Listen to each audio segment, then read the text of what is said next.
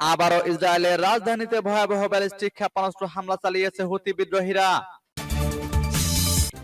আরো বিস্তারিত জানিয়ে দিব। এদিকে রাশিয়ায় ইউক্রেনের হামলা, এক রাতে ধ্বংস 19টি ড্রোন। এবার সিরিয়ায় মার্কিন সেনা দ্বিগুণ করা হয়েছে, জানালো পেন্টাগন।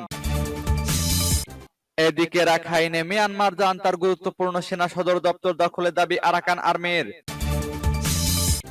আরো জানিয়ে দিব, এবার ইউক্রেনকে 130 বিলিয়ন ইউরোর বেশি সহায়তা দিয়েছে ইউরোপীয় ইউনিয়ন।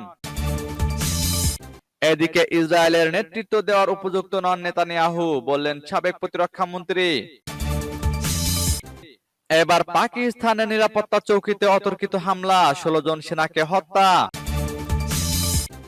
এবং সর্বশেষে জানিয়ে দিব, এদিকে রাশিয়ার আরো আগে ইউক্রেনে আক্রমণ করা উচিত ছিল, বললেন পুতিন।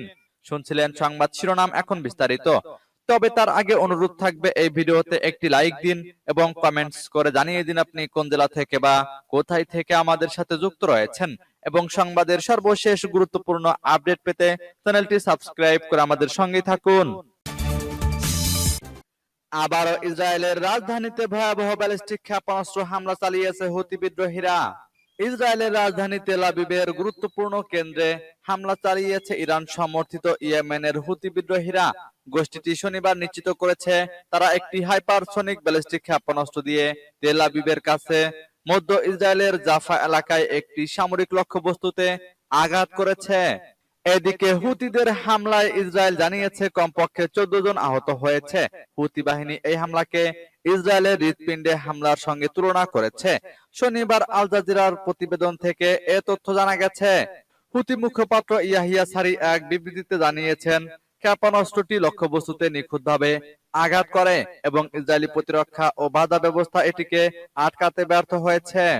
ইসরায়েলি প্রতিরক্ষা বাহিনী শনিবার ভোরে তেল আবিবের জাফা এলাকায় সরাসরি ক্ষেপণাস্ত্র আঘাত হানার ঘটনা নিশ্চিত করেছে। মধ্য ইসরায়েল ও এর আশেপাশের সমতল ভূমিতে স্থানীয় সময় শনিবার ভোর 3টা 50 মিনিটের দিকে রকেট সাইরেন বেজে ওঠে। সাধারণত সম্ভাব্য ক্ষেপণাস্ত্র হামলার পূর্বাভাস হিসেবে এই সাইরেন বেজে ওঠে। আইডিএফ জানিয়েছে, এই হামলা ইয়েমেন থেকে নিক্ষিপ্ত একটি ক্ষেপণাস্ত্রের মাধ্যমে হয়েছে। এদিকে রাশিয়ায় ইউক্রেনের হামলা, এক রাতে ধ্বংস 19টি ড্রোন। রাশিয়ার প্রতিরক্ষা মন্ত্রণালয় জানিয়েছে, গত রাতে রাশিয়ার ভূখণ্ডে বিভিন্ন স্থাপনার উপর হামলার প্রচেষ্টা ব্যর্থ করে দেওয়া হয়েছে। এ সময় রাশিয়ার বিভিন্ন প্রতিরক্ষা ব্যবস্থা 19টি ইউক্রেনীয় ড্রোন ধ্বংস করেছে। শনিবার মন্ত্রণালয়টির এক বিবৃতিতে বলা হয়েছে, শুক্রবার রাতে ইউক্রেনীয় বাহিনী রাশিয়ার মাটিতে সন্ত্রাসী হামলার প্রচেষ্টা চালিয়েছিল। এ সময় ফিক্সড উইং ইউএভি ব্যবহার করা হয়, তবে দায়িত্বে থাকা রুশ বিমান প্রতিরক্ষা বাহিনী তাদের 19টি ড্রোন ধ্বংস করেছে, যার মধ্যে বেলগরোদ অঞ্চলে 9টি, ভোরোনেজ অঞ্চলে 5টি, কৃষ্ণ সাগরে 3টি, ক্রস্কো অঞ্চলে 1টি এবং ক্রাসনোদার অঞ্চলে 1টি।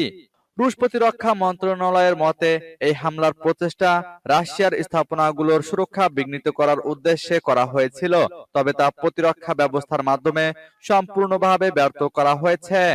সূত্র তাস নিউজের। এবার সিরিয়ায় মার্কিন সেনা দ্বিগুণ করা হয়েছে, জানালো পেন্টাগন। যুক্তরাষ্ট্রের প্রতিরক্ষা বিভাগ পেন্টাগন জানিয়েছে, সিরিয়ায় এখন মার্কিন সেনা রয়েছে 2000, অর্থাৎ সম্প্রতি সাবেক প্রেসিডেন্ট বাশার আল আসাদের পতনের প্রাক্কালে সেনা সংখ্যা প্রায় দ্বিগুণ করা হয়েছে। আগে ওয়াশিংটনের পক্ষ থেকে 900 জন বলে জানানো হয়েছিল। পেন্টাগন মুখপাত্র মেজর জেনারেল প্যাট রাইডার বৃহস্পতিবার বলেন, আইএস বিরোধী অভিযানে সহায়তা করার জন্য দীর্ঘমেয়াদে সিরিয়ায় মোতায়েন করা 900 সেনা ছাড়াও আরো 1100 জন সেনা অস্থায়ী ভিত্তিতে পাঠানো হয়েছে। সেনারা প্রধানত মার্কিন সেনাবাহিনীর প্রচলিত এবং বিশেষ বাহিনী নিয়ে গঠিত। সিরিয়ায় এসব সেনা কবে মোতায়েন করা হয়েছে তার জবাব দিয়ে রাইডার বলেন, আসাদ সরকারের পতনের আগে অতিরিক্ত সেনা মোতায়েন করা হয়। সেনারা কতদিন থাকবে সাংবাদিকদের এমন প্রশ্নে রাইডার বলেন, কমপক্ষে কয়েক মাস। গত মাসের শেষের দিকে জঙ্গি গোষ্ঠী আল কায়েদা ও আইএস থেকে উদ্ভূত হায়াত তাহরির আল শাম ও আরো কিছু বিদ্রোহী গোষ্ঠী সিরিয়ার ইদলিব ও আলেপ্পো শহরে হঠাৎ বড় ধরনের হামলা শুরু করে। মাত্র 12 দিনের ঝটিকা আক্রমণে গত রোববার রাজধানী দামেস্কের নিয়ন্ত্রণ নেয় তারা। বিমানে করে দেশ ছেড়ে পালান 24 বছর ধরে ক্ষমতায় থাকা প্রেসিডেন্ট বাশার আল আসাদ। এদিকে রাখাইনে মিয়ানমার জান্তার গুরুত্বপূর্ণ সেনা সদর দপ্তর দখলের দাবি আরাকান আর্মির। মিয়ানমারের পশ্চিম অঞ্চলীয় রাখাইন রাজ্যের সেনাবাহিনীর গুরুত্বপূর্ণ একটি সেনা সদর দপ্তর দখলে নেওয়ার ঘোষণা দিয়েছে আরাকান আর্মি। এর মধ্য দিয়ে বিদ্রোহী গোষ্ঠীগুলোর অভিযানের মুখে দ্বিতীয় কোনো আঞ্চলিক কমান্ডের নিয়ন্ত্রণ হারালো মিয়ানমারের সামরিক জান্তা। শুক্রবার গভীর রাতে আরাকান আর্মির দেওয়া এক বিবৃতিতে বলা হয়, 2 সপ্তাহ ধরে প্রচন্ড লড়াইয়ের পর বাংলাদেশের সীমান্তবর্তী রাখাইন রাজ্যে অবস্থিত পশ্চিমা সামরিক কমান্ডের পতন হয়েছে। এ ব্যাপারে মিয়ানমারের সেনাবাহিনীর বক্তব্য জানতে চেয়েছিল রয়টার্স, তবে তাৎক্ষণিকভাবে সাড়া পাওয়া যায়নি। 2021 সালের শুরুর দিকে মিয়ানমারের নবনির্বাচিত সরকারকে উৎখাতে ক্ষমতা দখল করে 2021 সালের শুরুর দিকে মিয়ানমারের নির্বাচিত সরকারকে উৎখাতে ক্ষমতা দখল করে সেনাবাহিনী। তখন থেকে মিয়ানমারে অস্থিরতা চলছে।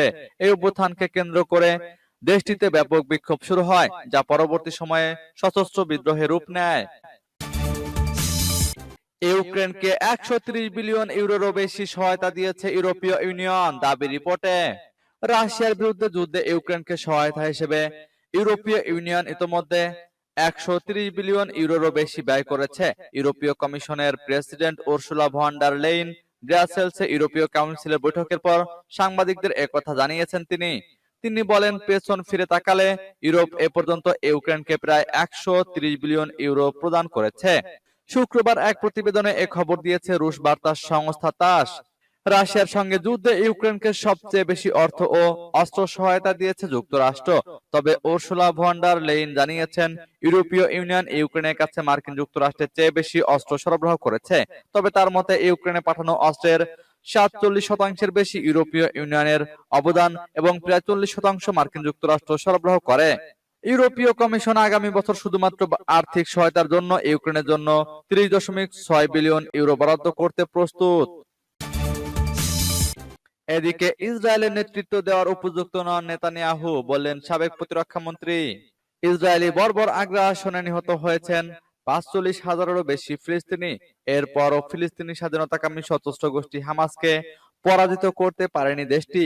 এমন অবস্থায় ইসরায়েলি প্রধানমন্ত্রী বেনিয়ামিন নেতানিয়াহুর তীব্র সমালোচনা করেছেন দেশটির সাবেক প্রতিরক্ষা মন্ত্রী বেনি গান্তজ। তিনি বলেছেন, ইসরায়েলের নেতৃত্ব দেওয়ার জন্য নেতানিয়াহু যোগ্য ব্যক্তি নন। শনিবার এক প্রতিবেদনে এই তথ্য জানিয়েছে বার্তা সংস্থা আনাদুলু।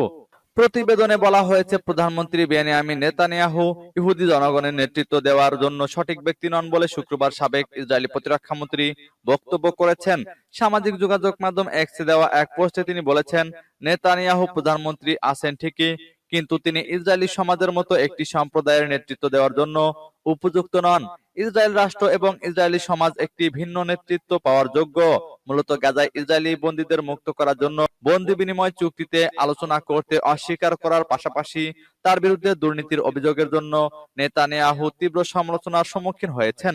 গত কয়েক মাস ধরে গাজায় আটক ইসরায়েলি বন্দীদের পরিবার একটি চুক্তিতে পৌঁছানোর জন্য নেতানিয়াহুর সরকারের উপর চাপ বাড়িয়েছে। এবার পাকিস্তানের নিরাপত্তা চৌকিতে অতর্কিত হামলা, নিহত অন্তত 16 জন সেনা। পাকিস্তানে আফগান সীমান্তের কাছে একটি নিরাপত্তা চৌকিতে অতর্কিত হামলা চালিয়ে 16 জন সেনাকে হত্যা করা হয়েছে। হামলায় আরো 5 জন গুরুতর আহত হয়েছেন। নাম প্রকাশে অনিচ্ছুক এক জ্যেষ্ঠ গোয়েন্দা কর্মকর্তা রয়টার্সকে বলেন, খাইবার পাখতুনখোয়া প্রদেশের মাকিন এলাকায় একটি সেনা চৌকিতে 30 জনেরও বেশি সশস্ত্র ব্যক্তি হামলা চালায়। আফগান সীমান্ত থেকে 40 কিলোমিটার দূরে 2 ঘন্টা ব্যাপী এই হামলা চালানো হয়। গোয়েন্দা কর্মকর্তা বলেন, হামলাকারীরা চেক পয়েন্টে থাকা ওয়্যারলেস যোগাযোগের সরঞ্জাম, নথিপত্র এবং অন্যান্য জিনিসপত্রে আগুন ধরিয়ে দেয়। নাম প্রকাশে অনিচ্ছুক আরও এক গোয়েন্দা কর্মকর্তা নিহত ও আহতের সংখ্যা নিশ্চিত করেছেন। এদিকে পাকিস্তানি তালেবান হামলার দায় স্বীকার করে এক বিবৃতিতে বলেছে, আমাদের সিনিয়র কমান্ডারদের শাহাদাতের প্রতিশোধ নিতেই এই হামলা করা হয়েছে। এদিকে রাশিয়ার আরো আগে ইউক্রেনে আক্রমণ করা উচিত ছিল, বললেন পুতিন। ইউক্রেনে আরো আগে আক্রমণ শুরু করা উচিত ছিল রাশিয়ার বলে মন্তব্য করেছেন president Vladimir Putin.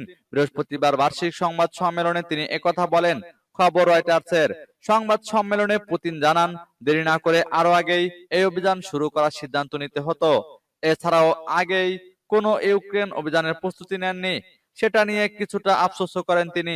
President Putin বলেন, যদি সবকিছু আবার সুযোগ থাকতো তাহলে পুরো বিষয়টি অন্যভাবে শুরু করতেন তিনি। ভালো করে প্রস্তুতি নেওয়ার সময় দিতেন সেনাদের। এ সময় নিজের উপর যুদ্ধের প্রভাব নিয়েও কথা বলেন তিনি। সিরিয়ার সঙ্গে রাশিয়া সুসম্পর্ক রাখতে চায় রাশিয়া জানিয়ে পুতিন বলেন, আমরা এখনো সিরিয়ার সাথে সুসম্পর্ক রাখতে চাই। সিরিয়ায় আমাদের সামরিক ঘাঁটি নিয়ে মাথা নেই সিরিয়ার ক্ষমতাসীন পক্ষগুলোর বেশিরভাগেরই।